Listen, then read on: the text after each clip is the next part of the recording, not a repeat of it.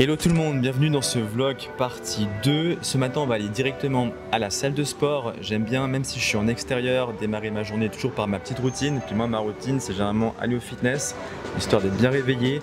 Et ensuite on ira sur Discord pour faire les premières analyses prévisionnelles. A tout de suite.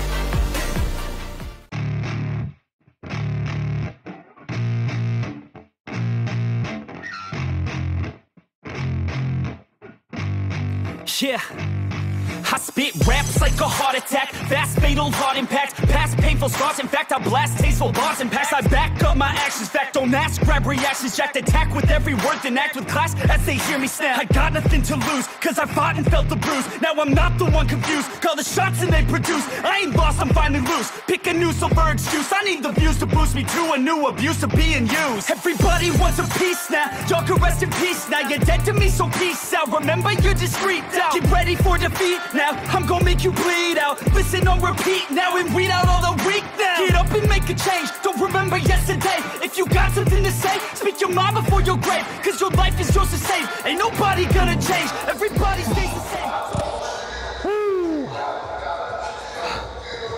En tout cas, l'ambiance ici elle est incroyable. Si jamais vous passez à Dubaï, l'adresse c'est Benous Gym. Je pense que la plupart, j'imagine, vous connaissez un petit peu. Et l'avantage dans cette salle, c'est que tout le monde est très axé sur... Enfin, chacun s'entraîne, chacun fait son truc. J'ai vu qu'il y avait pas mal d'autres gens aussi qui filmaient, mais c'est normal en fait ici, surtout en particulier dans cette salle, ils autorisent. C'est ça que pas dans toutes les salles à Dubaï ils autorisent, hein. Il faut pas mal d'autorisation, mais là, en l'occurrence, il n'y a aucun problème. Et puis tout le monde est hyper motivé, donc même si vous n'avez pas forcément trop d'énergie, pas trop d'envie de vous entraîner, automatiquement il y a une atmosphère ici qui est assez incroyable. Et du coup, tu as tout de suite envie de donner à fond en fait. Et moi ce que j'aime beaucoup, c'est aussi, je viens le matin, alors c'est vrai que je me lève très tôt, en général je me lève vers 5 h, mais aussi je me couche pas tard non plus. Je suis quelqu'un qui est à l'habitude d'être, en fait, préfère faire la majorité de ses activités, et en tout cas j'ai la plus grande concentration, je fais le matin, et du coup je me lève à 5 h, et j'aime bien commencer justement ma petite routine par l'entraînement, parce que même si je suis un petit peu au début, entre guillemets un petit peu endormi, juste un petit café, je viens, je m'entraîne, et après j'ai vraiment le corps qui est réveillé, et automatiquement j'ai mon esprit qui est beaucoup plus vif, beaucoup plus clair, et du coup quand je me pose sur le PC et que je fais mes analyses, automatiquement je suis beaucoup plus focus en fait, j'ai vachement le focus, et je suis beaucoup plus j'étais en pointu sur tous les petits détails que je ne dois pas oublier pendant que je fais mon analyse, parce que c'est très important quand vous tradez, il faut que vous ayez vraiment votre plan établi. Après, si le plan fonctionne, il fonctionne. Si le plan ne fonctionne pas, il ne fonctionne pas. Mais ce qui est important, c'est d'être parfaitement préparé. Surtout au niveau de la structure, le 4 heures, le 15 minutes, le 5, le 1. Et puis une fois que tout est prêt, vous avez votre plan d'action. Et s'il se produit, tant mieux. S'il ne se produit pas, vous savez effectivement potentiellement quelle est la suite, parce que vous anticipez un scénario, deux scénarios, trois scénarios. Vous ne préduisez pas l'avenir. Vous ne dites pas ça va aller monter ou ça va descendre. Vous avez juste des plans en tête, et à partir de là, si un des plans qui se réalise, eh bien vous prenez une entrée. S'il ne se réalise pas, vous attendez de voir la réaction du prix, et en fonction de ça, vous préparez effectivement un autre plan. Mais en tout cas, Benous Gym, super. Je pense qu'on vous filmera un petit peu aussi 2-3 séquences de la salle. Ça, c'est qu'une partie en fait. Il y a, je crois, 4 ou 5 salles comme ça, enfin sections en fait, c'est pas des salles, mais c'est des sections. Et là, on est dans une sur les 4-5 avec plusieurs restaurants. Je sais pas si on voit ici. Ils ont aussi plusieurs restos, des bars smoothie. Ils ont une partie cardio ici, mais ils ont aussi plein d'autres cardio là-bas. Une aire de repos. Je crois qu'il y a même, j'ai vu un endroit où vous pouvez faire des podcasts carrément. Enfin, c'est assez incroyable parce qu'en fait, ils ont pensé à tout. Si vous voulez, il y a même un barbershop. Donc en gros, si vous voulez manger, vous faites une petite coupe, un petit refresh, vous entraînez. Vous pouvez passer facilement une demi-journée en fait ici. Et globalement, j'ai vu, la semaine elle est vraiment pas chère. Je trouve que la semaine c'était genre 10 euros, je crois, 10-15 euros la semaine. C'est pas grand chose, hein, honnêtement. Et pour toutes les infrastructures, c'est assez impressionnant en tout cas. Bon, allez, j'y retourne. I keep on moving forward, always getting closer, marching till it's over, and just like a soldier, I keep on moving forward, always getting closer, I'm marching till it's over, and just like a soldier, I keep on moving forward, always getting closer, marching till it's over. Just like a soldier, I keep on moving forward, always getting closer, marching till it's over. It's ridiculous, I'm spitting this meticulous and limitless, while others out there spitting shit got hits up on the charts and said, I see why. Vous voyez, ce que j'aime bien aussi avec l'entraînement, c'est que c'est un petit peu comme le trading. Quand je m'entraîne, pour aussi, si vous voulez bâtir un physique, c'est la même chose. Vous allez à la salle, il faut le faire avec discipline. Et puis, c'est aussi une certaine routine. C'est-à-dire que moi, ma routine, c'est je me lève à 5 heures, je m'entraîne, ok. Et puis, j'ai un programme qui est clair, qui est structuré. Vous avez une diète aussi qui est adaptée. Puis après, les résultats, vous ne les avez pas sur une semaine ou deux, même sur 1 ou 2 mois. Il faudra 3, 4, 5 mois, 6 mois, 1 an pour voir des résultats concrets. En trading, c'est pareil. Vous devez avoir un plan clair, structuré. Oui, c'est la même chose. Puis après, la patience d'attendre 1, 2, 3, 4, 5 mois, 1 an. Pour avoir quelque chose, effectivement, où vous dites, ok, maintenant, je sais que je peux être potentiellement rentable, je sais que j'ai une stratégie, effectivement, qui fonctionne, et aussi parce que j'ai la routine de le faire. Matin, je me lève, je trade, je backtest, et je recommence jour après jour de façon à avoir une évolution. Mais l'évolution, vous ne la voyez pas sur le court terme, pas comme en musculation. Ce n'est pas parce que vous tuez sur une séance que vous allez développer un physique. C'est sur plusieurs mois, et le trading, c'est pareil, ça va être sur plusieurs mois.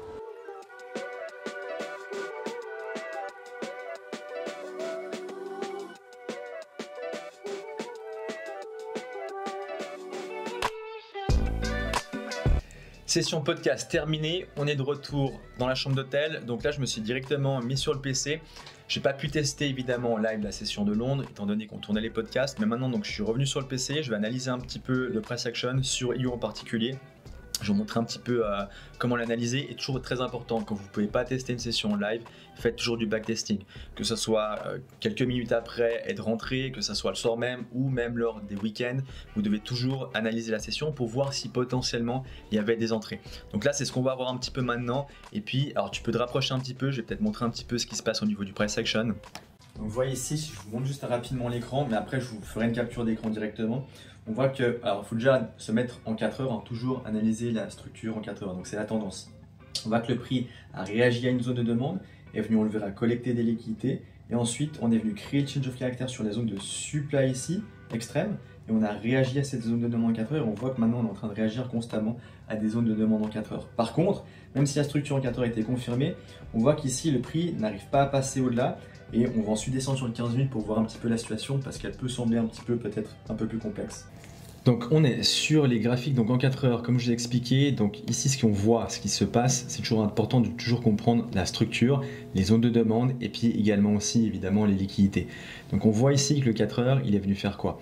En gros après avoir mitigated, donc comme je vous expliquais, donc juste ici, je vous le montre juste ici, on le voit, le prix vient collecter toutes ces liquidités là. Une fois que le prix les a collectées, le prix crée un change of character, un simple change of character et réagit à la zone de demande ici. Donc on voit que cette zone de demande ici, c'est pas une petite réaction, c'est effectivement une grosse réaction. Maintenant on n'arrive pas à passer au-delà de la structure, on ne vient pas recasser la structure en 4 heures.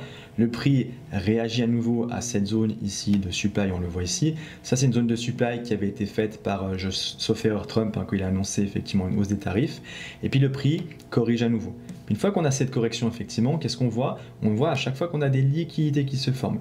Une fois qu'il y a suffisamment de liquidités, le prix fait quoi? Eh bien, vient réagir ici potentiellement à une zone ici de demande et ensuite le prix donc je vais faire ça comme ça, voilà, vient collecter les liquidités qu'on a juste ici, d'accord. Il prend les liquidités en 4 heures, et puis finalement on arrive à passer au-dessus de notre toute dernière zone de supply qui présentait l'imbalance, donc qui est juste celle-ci ici, et on voit que cette zone-là n'arrive pas à faire, donc toutes les liquidités qu'on voit ici, hein, n'arrive pas à retenir, d'accord, au niveau de la supply ici, le price action ne réagit pas avec un mouvement, pardon, baissier ici comme ça, mais on arrive à passer au-dessus. Ce qui laisse sous-entendre que cette zone de demande ici, d'accord, est suffisamment forte, et on le voit ici, puisque au final elle arrive à passer à travers cette zone de supply malgré les liquidités qu'on a pu voir juste au-dessus ici, enfin juste en dessous pardon, de cette zone de supply. Une fois que le prix a pris les liquidités, a créé le change of character sur la zone extrême, donc pas besoin d'attendre ici la zone structurelle, hein, la zone de supply qui vraiment a créé effectivement l'imbalance et puis qui a fait que le prix ensuite est venu créer le change of character vers le bas, c'est bien cette zone de supply ici. On le voit juste ici à nouveau. Donc une fois qu'on a fait ça, on passe à travers. Alors évidemment, on a à nouveau un simple change of character, mais ce qu'on voit ici effectivement, c'est qu'à partir de là, on a un petit retracement. Ça, c'est un retracement qu'on peut aussi observer évidemment en 15 minutes plus précisément. Donc on a un order flow qui passe baissier en 15 minutes. Et de là, on voit qu'on a identifié quoi? Une zone de demande en 4 heures.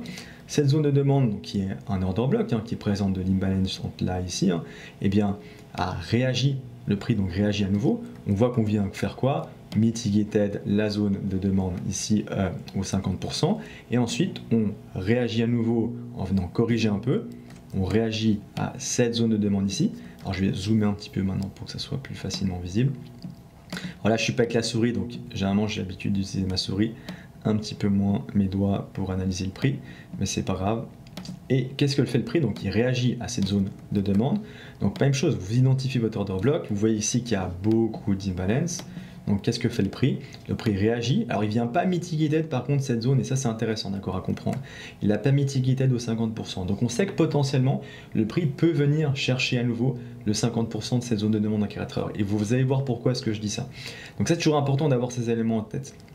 Une fois qu'on réagit, on vient mitigated un petit peu cette zone de demande en 4 heures, eh bien le prix crée à nouveau quoi? Une nouvelle zone de demande qui a fait quoi? Qui a créé beaucoup de momentum, beaucoup de volume, et puis on est venu créer effectivement beaucoup d'imbalance. Et de là, on fait quoi? On arrive à une structure, maintenant juste un tout petit peu dézoomé, comme ceci, et on voit que la structure ici, alors on avait un simple change of character, là une phase d'hésitation, je répète, collecte de liquidité, la zone de supply ne tient pas, réaction sur la zone de demande en 4 heures, on remonte ici, ok, et on casse la structure. Ça signifie qu'on a enfin la confirmation qu'on a bien une tendance en 4 heures, ok, qui est haussière. D'accord, ça c'est l'élément important. Donc on sait qu'on est haussier, et on sait au-delà d'être haussier que la demande en 4 heures a effectivement repris bien le contrôle. Et puis le prix fait quoi? Donc revient donc bien mitigated, donc cette zone décisionnelle de demande en 4 heures qui a créé la cassure de la structure pour venir ensuite, ok, avoir une petite phase d'hésitation effectivement. Là ici j'ai repéré une zone de demande en 15 minutes à partir de laquelle le prix vient collecter des petites liquidités juste ici, on le voit avec cette bougie ici en 4 heures, et puis repart effectivement vers le haut. Alors malheureusement, elle ne prend pas nous la structure, mais par contre elle laisse effectivement de l'imbalance. Donc entre la bougie là, cette bougie ici, et la bougie numéro 3, une 3, on a l'imbalance.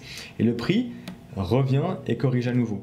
Donc maintenant effectivement ici, ce que j'observe, d'accord, ce qui est intéressant à observer, c'est qu'on voit qu'effectivement, durant la session de Londres, eh bien, le prix est venu réagir, apporter une petite réaction, mais ce n'est pas une grosse réaction à ces zones de demande. Mais on a effectivement maintenant d'autres choses, c'est que si on utilise juste des zones de demande, à nouveau, on sait que ce n'est pas suffisant, on sait qu'on a besoin, d'accord, pour comprendre la direction potentielle du marché, de observer, de reconnaître, d'identifier les liquidités.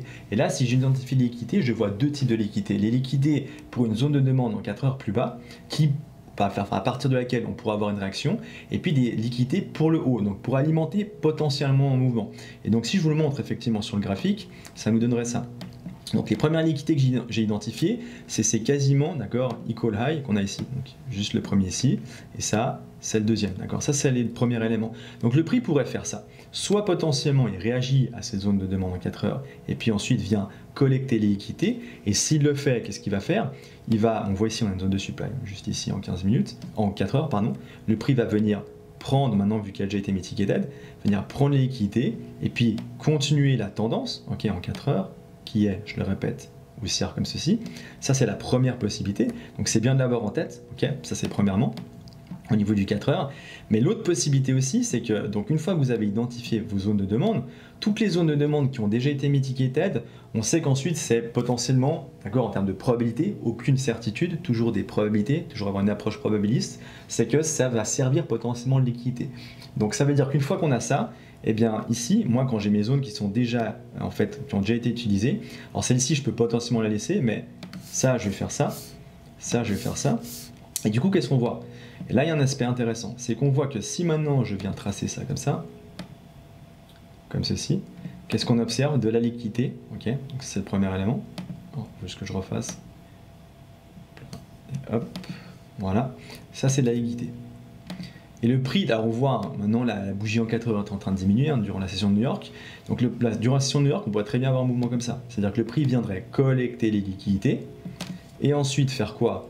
Venir à nouveau potentiellement mitiguer cette zone de demande en 4 heures. Et pourquoi je peux toujours utiliser cette zone de demande en 4 heures? Parce que, j'ai déjà expliqué plusieurs fois effectivement sur la chaîne YouTube, du moment que le 50% n'a pas été mitigué, potentiellement on peut toujours s'en servir. Donc ça veut dire que le prix pourrait tout à fait faire ça. Donc il a besoin de carburant, d'abord aller chercher des ordres vers le bas. On vient collecter les liquidités, donc juste ici.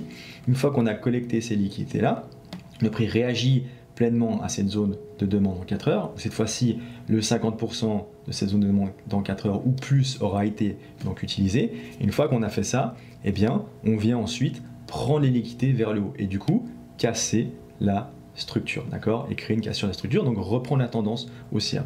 Donc le premier plan que j'établis, en tout cas par rapport aux informations que j'ai en 4 heures, mon but évidemment c'est d'établir des plans.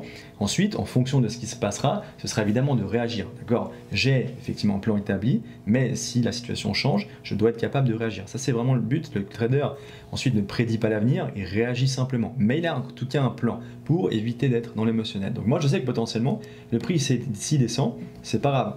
Du moment que cette zone de demande en 4 heures en tout cas elle tient, ok, potentiellement ici, si on va avoir aussi après en 15 minutes, hein, si j'ai peut-être un change of caractère, je peux potentiellement rentrer, d'accord. Mais si évidemment le prix tient, si le prix ne tient pas, si le prix vient briser cette zone de demande en 4 heures, au contraire, je vais potentiellement chercher à shorter ici en 15 minutes, parce que ça veut dire que mon order flow en 15 minutes sera repassé baissier, et du coup, au lieu de prendre un long, comme initialement mon plan m'avait établi, je réagis à une nouvelle situation, une nouvelle configuration, par rapport aux informations, d'accord, aux informations que le price action me donne, et du coup, je vais potentiellement penser à shorter, d'accord, sur toute cette zone-là. Donc ça, c'est effectivement une possibilité. Donc, j'ai ma zone de demande en 4 heures, je la garde en tête, ok, j'ai allégé mon graphique, le but c'est de rester le plus simple possible, d'accord, il faut vraiment rester le plus simple. Vous identifiez les liquidités, les zones de demande qui ont déjà été utilisées, on sait qu'on ne les réutilise pas. Ça ne veut pas dire qu'on ne peut pas réagir dessus, mais on doit quand même s'en méfier. Donc une fois que vous avez ça, vous savez qu'il y a une zone de demande en 4 heures, il faut le garder en tête, d'accord.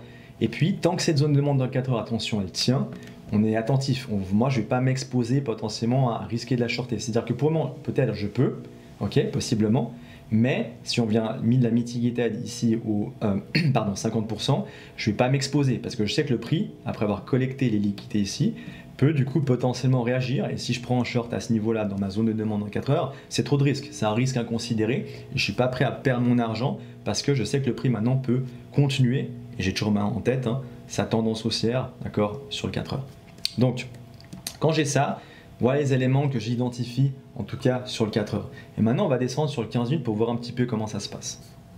Voilà, maintenant on est sur le 15 minutes. Sur le 15 minutes, donc qu'est-ce qu'on peut observer? Donc ici, si je reviens un tout petit peu avant, ok, c'est toujours important. Donc en gros, le prix était haussier en 15 minutes, on a un order flow qui était haussier, on était venu ici collecter des liquidités, ensuite après avoir collecté des liquidités, on est revenu en gros casser de la structure à ce niveau-là. Donc ici, on voit qu'on avait une zone de demande qui a laissé de l'imbalance, le prix a réagi un petit peu dessus, il a apporté une réaction, puis finalement ça n'a pas suffi et on est venu créer change of character, d'accord, à partir ici de ce niveau ici. Une fois qu'on l'a fait, on voit que le prix vient faire quoi? Vient collecter toutes ces liquidités là, d'accord, et puis finalement se confronte à la zone extrême de supply, ok, on le voit juste ici. Vous avez une zone extrême, on vient même créer un effet de liquidation avec une mèche, d'accord, là, cette jolie mèche qu'on peut voir ici. On a créé justement en 4 heures on voit ici, donc je le répète, hein, cet equal A ici qu'on peut analyser en 4 heures, juste à ce niveau-là. Et puis, si je reviens ici, donc après que la zone extrême est tenue, le prix fait quoi? Après une grosse collecte de liquidité, se retourne à nouveau. Et puis finalement, on vient casser la structure ici en 15 minutes. Donc l'order flow en 15 minutes repasse baissier.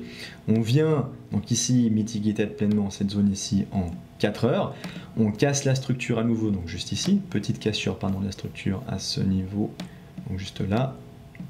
Donc ce que vous avez juste ici, donc continuation de l'order flow baissier. Puis ensuite, une fois qu'on est là, on remonte à nouveau, donc à ce niveau ici. Je vais juste faire ça comme ça, pour que vous voyez un tout petit peu mieux. J'ai un tout petit problème avec la batterie. Je vais juste faire ça comme ça rapidement. Voilà, désolé. Et une fois effectivement vous avez ça, donc là on crée le change of character, on le voit ici.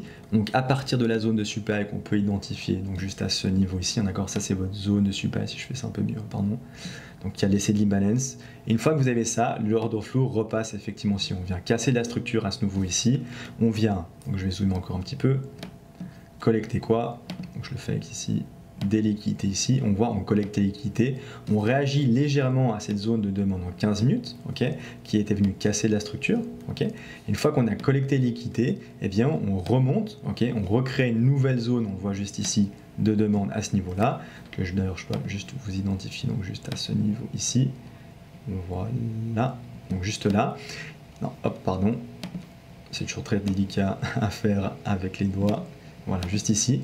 Et puis finalement, on voit que le prix, donc on était dans un order flow qui était haussier, pour ensuite, et on le voit à ce niveau-là, donc 14h30, une news, et puis la news, en fait, est en train, alors on est en cours de développement évidemment, mais donc on passe d'un order flow haussier à potentiellement effectivement un order flow baissier. Alors là, évidemment, on voit que cette zone ici, donc elle est encore en train d'évoluer.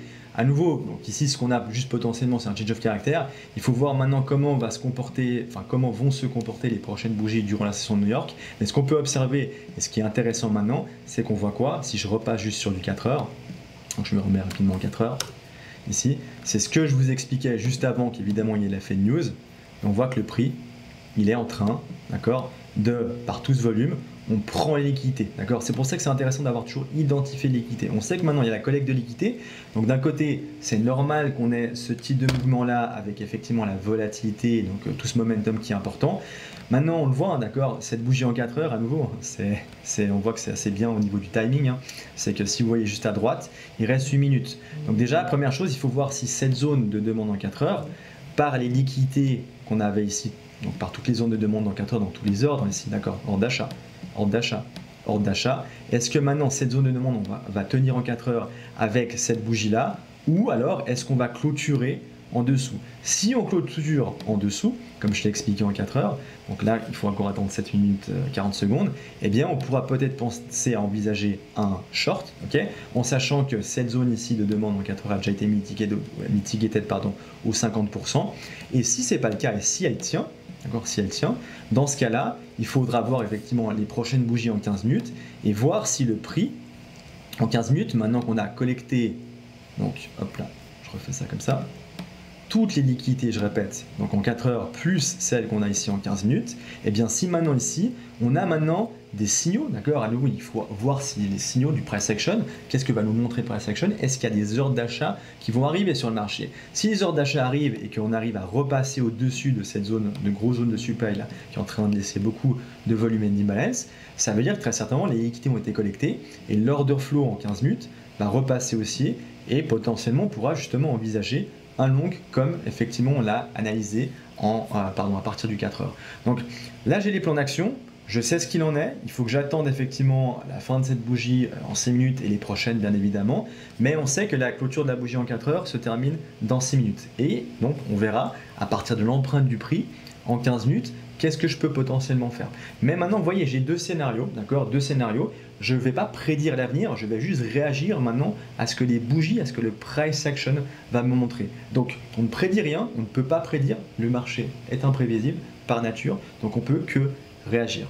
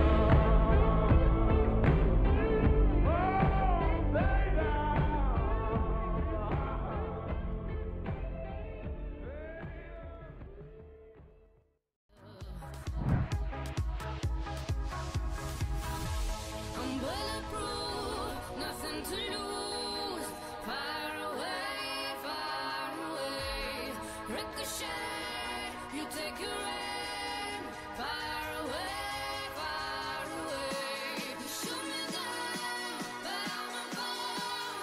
I am titanium. You shoot me down, but I won't fall. I am titanium.